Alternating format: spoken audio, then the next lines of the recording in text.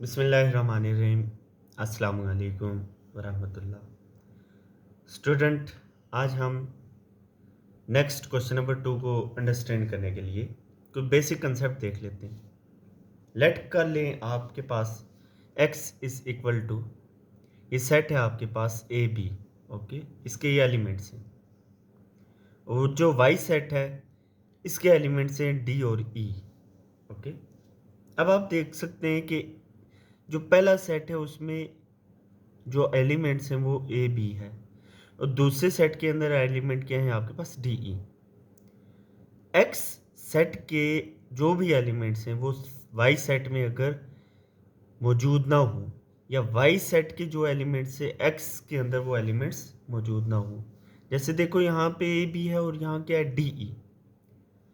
यहाँ के एलिमेंट्स इस सेट के एलिमेंट्स और इस सेट के एलिमेंट्स आपस में डिफरेंट हैं। तो इस डायग्राम को हम जब बना रहे हैं तो ये U जो है यूनिवर्सल सेट है, इसमें ये एक्स सेट को रिप्रेजेंट कर रहा है और ये वाई सेट को रिप्रेजेंट कर रहा है, और दोनों ये क्या हैं आपस में डिसजॉइंट हैं कि एक्स सेट का कोई भी एलिमेंट वाई सेट में नहीं है। ओके, दैट्स वाई ये डिसजॉइंट है। क्लियर? नेक्स्ट स्टूडेंट, आप देखें आपके पास दो सेट दिए एक्स वाई। एक्स में कौन से सेट हैं आपके, एक्स सेट के अंदर कौन से एलिमेंट्स हैं ए बी सी, और जो वाई सेट है उसमें एलिमेंट्स है आपके पास बी सी एफ। अब आप यहां पे देखो तो इस सेट के अंदर जो एलिमेंट बी और इस सेट में एलिमेंट आपको यहां नजर आ रहा है बी, दोनों में बी एलिमेंट, और दूसरा देखें आप तो सी एलिमेंट भी है। ओके, तो डेट्स वाई ये कौन सा होगा आपके पास ओवरलैपिंग सेट। कौन सा सेट होगा? ओवरलैपिंग, कि यहाँ भी आपके पास बी है, यहाँ भी बी है। ओके, तो दोनों के लिए कॉमन है ये बी और ये सी। एक्स में भी पाया जा रहा है, वाई में भी पाया जा रहा है। इस तरह के सेट्स को कहा जाता है ओवरलैपिंग सेट। ओके, तो बाकी ए यहाँ पे आ जाएगा और बी और सी दोनों में कॉमन थे, हमने कॉमन ले लिए, और एफ यहाँ पे आ गया वाई के लिए। ओके, उम्मीद करता हूँ ये बात समझ आ गई होगी। नेक्स्ट आप देखें तो आपके पास यहाँ एक्स किसके इक्वल है, A B C D. Okay, Y आप देखें किसके इक्वल है, ए सी। अब वाई के जितने भी एलिमेंट्स हैं वो किस में पाए जा रहे हैं, एक्स में पाए जा रहे हैं। यहाँ देखो ए सी, ए और सी, वाई का तमाम जो आपके पास सेट है उसके जो एलिमेंट्स हैं वो एक्स में हैं, तो ये सब सेट कहलाता है। क्या कहलाता है? सब सेट। ये देखिए एक्स के अंदर कौन सी चीज़ है, वाई, पूरा सेट। अगर इस तरह की आपको कहीं भी सिचुएशन नज़र आए तो ये सब सेट होता है। ओके, तो बाकी एलिमेंट्स आप जो रह गए रिमेनिंग एलिमेंट्स जैसे बी डी, तो वो आप कहाँ पे लिखेंगे, एक्स के अंदर बी डी। इसको कहा जाता है सबसेट। ओके स्टूडेंट, अब हम अपना क्वेश्चन नंबर 2 स्टार्ट करते हैं। क्वेश्चन नंबर 2 में आपको यहाँ एक सेट एक्स दिया है, दूसरा वाई, तीसरा एक्स के एलिमेंट्स है आपके पास A B C D E, Y के एलिमेंट्स है आपके पास ए सी ई, जेड के एलिमेंट्स है जी एच आई जे।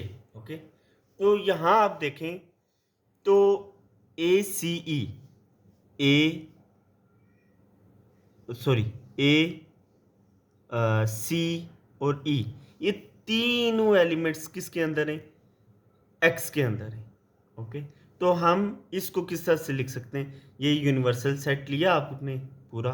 ओके, इसके अंदर हमने ये एक्स बनाया। ओके, एक्स के अंदर हम बनाएंगे जैसे मैंने आपको प्रीवियसली डिटेल के साथ बता दिया। एक्स के अंदर ये सेट आएगा आपके पास, कौन सा, वाई वाला। ओके, ये ए सी सी ई ई, तो ये सब सेट है।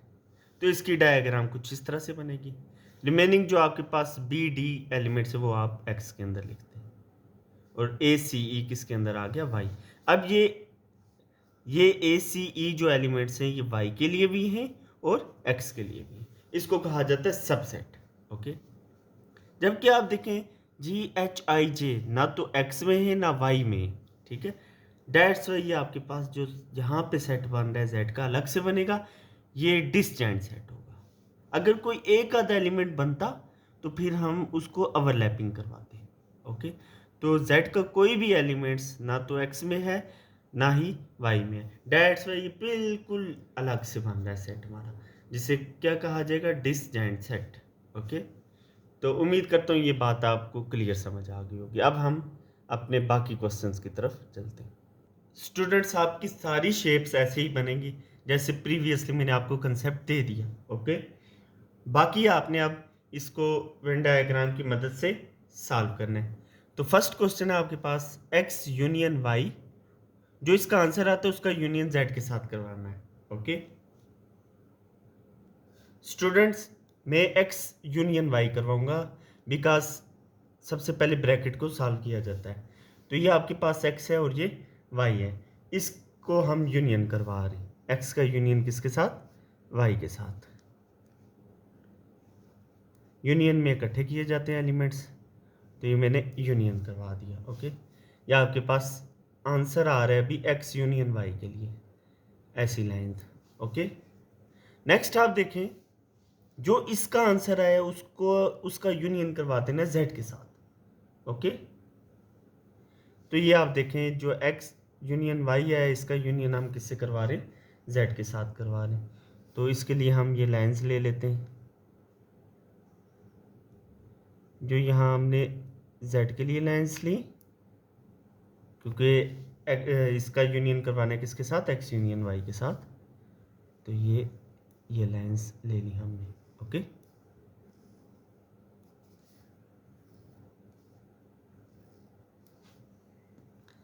अब ये हमारा फाइनल आंसर आ रहा है। यहाँ पे देखें तो जब हम x यूनियन y और यूनियन जो x यूनियन y आया आपके पास उसका यूनियन z से करवा रहे हैं, ये इस तरह की लाइंस।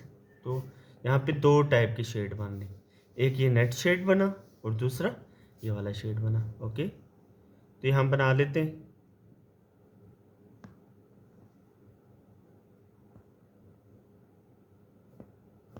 ये हमारा फाइनल आंसर आ गया। उम्मीद करता हूँ ये बात समझ आ गई होगी। सबसे पहले x यूनियन y लिया, जो हमारे पास ये इस तरह की लाइंस थी, ओके।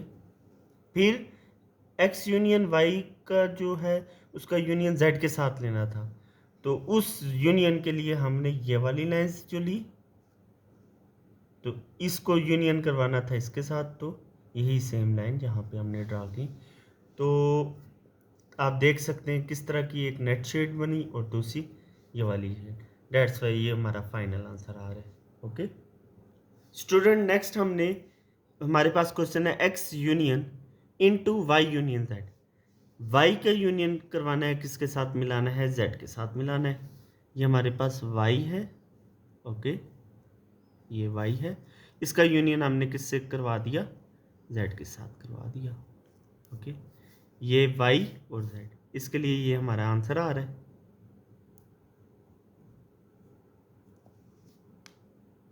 नेक्स्ट आपको क्या कह रहा है, ये जो y यूनियन z करवाया है इसका यूनियन x के साथ, यानी x यूनियन जो आपके पास आंसर आया है x का यूनियन करवाना है इसके साथ, ओके।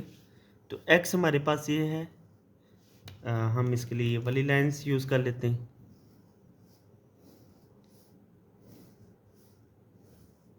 ओके। ये x का यूनियन करवाने किसके साथ, इसके साथ, z के साथ। अब आप देखें हमने यहाँ पे x का यूनियन y और y यूनियन z से करवाया, तो यहाँ पे अब आप देखो तो कितने शेड बन रहे हैं, यहाँ भी दो शेड बन रहे हैं। एक नेट शेड बन रहा है, ये देखें यहाँ पे इस तरह का नेट शेड, और दूसरा ये वाली लाइंस बन रही हैं, ये वाली लाइंस, ओके। ये ये ऐसी लाइंस भी बन रही हैं, ओके। और नेट शेड भी बन रहा है इस तरह का, ओके। तो यहाँ हम बना लेते हैं।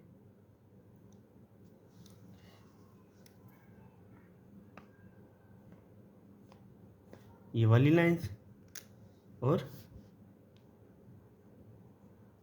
ऐसा शेड भी बन रहा है। और यहाँ देखें ब्लू लाइंस को और से ये 2 टाइप्स के शेड बन रहे हैं। उम्मीद कर रहा हूँ आप ये बात समझ गए। दोबारा से आप देख लें, सबसे पहले वाई यूनियन जेड करवाया था तो इस तरह की लाइंस बनी थी। ओके, नेक्स्ट हमने X union into Y union Z करवाया, तो उसके लिए हमने ये वाली लाइंस ली, ये ओके, ये यूनियन करवा दिए। अब यूनियन जब करवाए तो आप देख सकते हैं ये लाइंस बन रही हैं, ये लाइंस बन रही हैं, तो डेट्स वाई हमने ये लाइंस ली। दूसरा आप देखो, तो जब फाइनल आंसर कर रहे हैं हम, तो इस तरह का शेड भी बन रहा है, नेट शेड। डेट्स वाई ये फाइनल आंसर है आपका। स्टूडेंट नेक्स्ट है आपके पास क्वेश्चन 2 का part number 3, X intersection Y. अब एक्स इंटरसेक्शन वाई का मतलब क्या है? एक्स और वाई का कॉमन पार्ट कौन सा आ रहा है? एक्स और वाई का कॉमन पार्ट कौन सा आ रहा है? ये एक्स सेट है और ये वाई सेट है। इन दोनों के लिए कॉमन हिस्सा जो आ रहा है वो आपके पास ये है। ओके, ये वाला पार्ट कॉमन है। दोनों में देखें ना, ए सी ई, तो ये वाले एलिमेंट्स कॉमन थे। ओके, तो एक्स इंटरसेक्शन वाई हम कर लेते हैं ये इस तरह की लाइन से। अब जो एक्स इंटरसेक्शन वाई है ना, इसका कोई भी कॉमन पार्ट, इंटरसेक्शन कॉमन को कहते हैं ना, जेड के साथ मिल रहा है कोई एरिया, कॉमन एरिया, तो एक्स इंटरसेक्शन वाई ये था। यहाँ से और इस सेट को देखो, ये जेड वाला सेट का कोई भी एरिया इसके साथ कॉमन नहीं है, तो ये यहाँ पे आपका फाइनल आंसर आएगा कि यहाँ कोई भी शेड नहीं बन रहा। नो SHADED या एम्पटी सेट, EMPTYSET।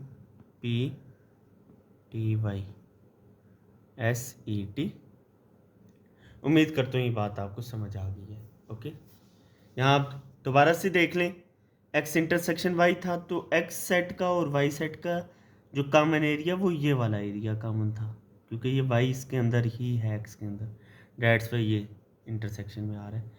तो नेक्स्ट आप देखो, जो इसका ये जो आंसर आया और जेड का कोई भी एरिया आपस में कॉमन है, तो नो, ये डिस्जेंट था, तो that's Y no shaded empty set.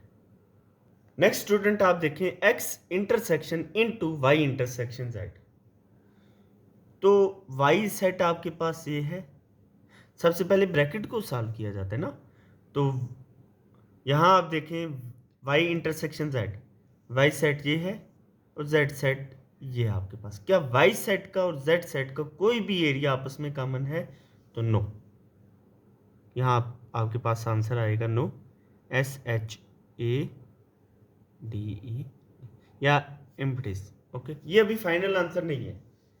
अब जो ये आंसर आया, क्या इसका कोई भी एरिया, इसका मतलब वाई इंटरसेक्शन का कोई भी एरिया, जैसे ये नो शेडेड था, क्या इसका कोई भी कॉमन एक्स के साथ है? दोबारा से आप देख लें, जो वाई इंटरसेक्शन जेड जिसका आंसर आपके पास नो शेड आया था, क्या इसका कोई भी एरिया, यानी इसके आंसर का कोई भी एरिया आपके पास एक्स के साथ कॉमन है? तो नहीं है।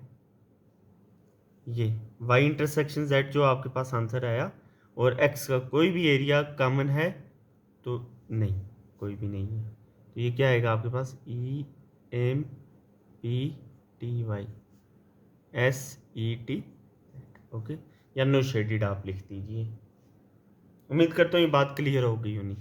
जो आपके पास वाई इंटरसेक्शन आया, इसका आंसर आपके पास नो शेडेड या एम्प्टी सेट आया, तो ये आंसर और एक्स का कोई भी एरिया आपस में कॉमन है तो नहीं है, तो डेट्स वाई ये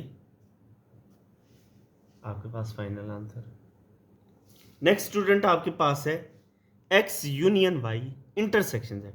एक्स का यूनियन करवा देना वाई के साथ। ओके, ये एक्स है और ये वाई है, इनका आपस में यूनियन करवा देते हैं। इसके लिए हम ये वाली लाइंस लगा लेते हैं, ये एक्स और वाई को मिला दिया। ओके, ये वाली लाइंस हम यूज़ कर रहे हैं। अब जो इसका आंसर है उसका इंटरसेक्शन लेना है किसके साथ, जेड के साथ। तो क्या एक्स यूनियन वाई जो हमारे पास एक कंसेक्टिव आंसर आया, इसका कोई भी एरिया जेड के साथ मिल रहा है? तो नहीं मिल रहा। तो ये फिर क्या आएगा, डिसजेंट आएगा। क्या आएगा, डिसजेंट। तो यहाँ पे आप लिख देंगे नो शेडेड,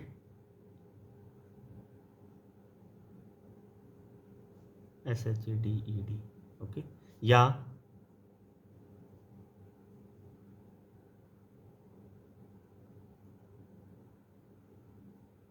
एम्पटीसाइड। ओके, उम्मीद करता हूँ ये बात आपको क्लियर हो गई है। नेक्स्ट है आपके पास क्वेश्चन 2 का लास्ट पार्ट है, X intersection Y union Z.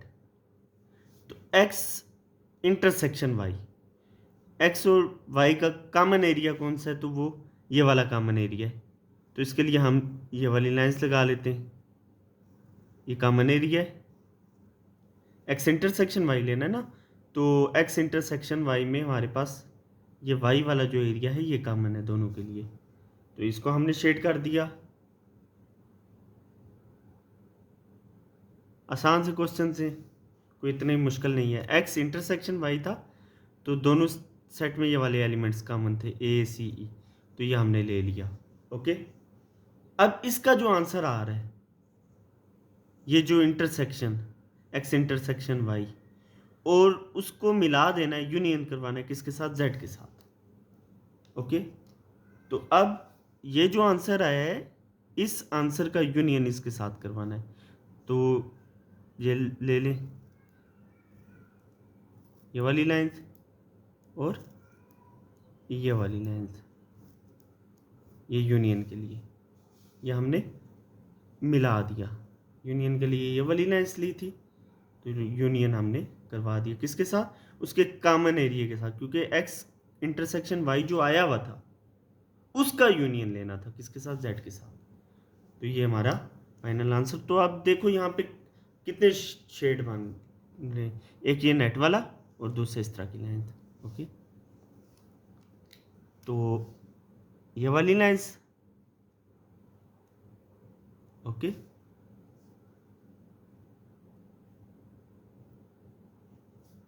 और ये वाली लाइंस। आपके पास क्या आ रहा है, एक्स इंटरसेक्शन वाई, उसका यूनियन करवा दिया किसके साथ, जेड के साथ। तो इंतहाई आसान से क्वेश्चन थे, उम्मीद करता हूँ आपको बात समझ आ गई होनी है। और अगर कोई भी आपको यहाँ पे मुश्किल लग रही है तो कमेंट सेक्शन में ज़रूर अपनी राय का इजहार कीजिएगा। और काफ़ी आसान से क्वेश्चन होते हैं, जो चीज़ आप समझना चाह रहे होते हैं वो आपके लिए वाकई में आसान होती है। तो इस चैनल को ज़रूर सब्सक्राइब करें, लाइक करें और अपने फ्रेंड्स के साथ शेयर कीजिए और अपनी दुआओं में याद रखिए। ओके स्टूडेंट, अल्लाह हाफिज़।